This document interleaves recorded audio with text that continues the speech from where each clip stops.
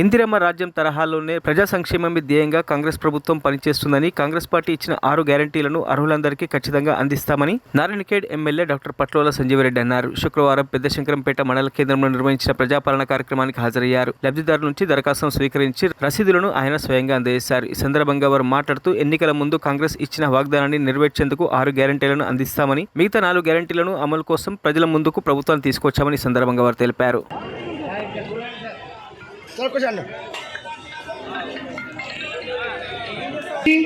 ప్రమాణ స్వీకారం రోజునే అభయహస్తము 6 గ్యారంటీల ఫైలుపై తొలి సంతకాన్ని చేసింది మన ప్రభుత్వం.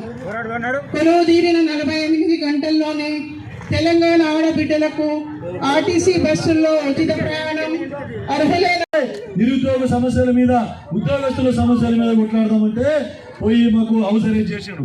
5 గంటలకు రావాలి పోలీసు వాళ్ళు, ఇంట్లోకి వెళ్ళి బయటకు వెళ్ళకుండా చేయాలి. మీరందరూ చూసిన మొన్న కూడా విద్యార్థులు, నిరుద్యోగులందరూ అసెంబ్లీ ముట్టడికి పోతే కేసీఆర్ ప్రభుత్వము దౌర్జన్యంగా పోలీసు వాళ్ళని పెట్టి ఎంతో మంది అణిచివేతకు గురి చేసింది. అప్రజాస్వామిక పాలన ఉండే.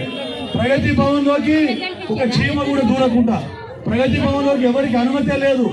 ప్రగతి భవన్ సమస్యలు చెప్పుకున్నామంటే ఒక బీదోడు పోయే పరిస్థితి లేదు.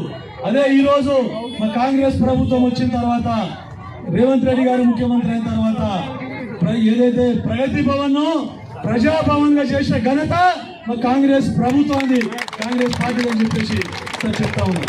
ఈరోజు మీరు మాతో కానీ సమస్యలు ఉంటే ఏదైనా కూడా మీరు ప్రభుత్వం రేవంత్ రెడ్డి గారి దృష్టికి తీసుకుపోయేది ఉంటే కూడా వారంలో 2 రోజులు మీరు ప్రజాభవన్కు పోయి అక్కడ మీ దరఖాస్తు తెచ్చుకోవచ్చు.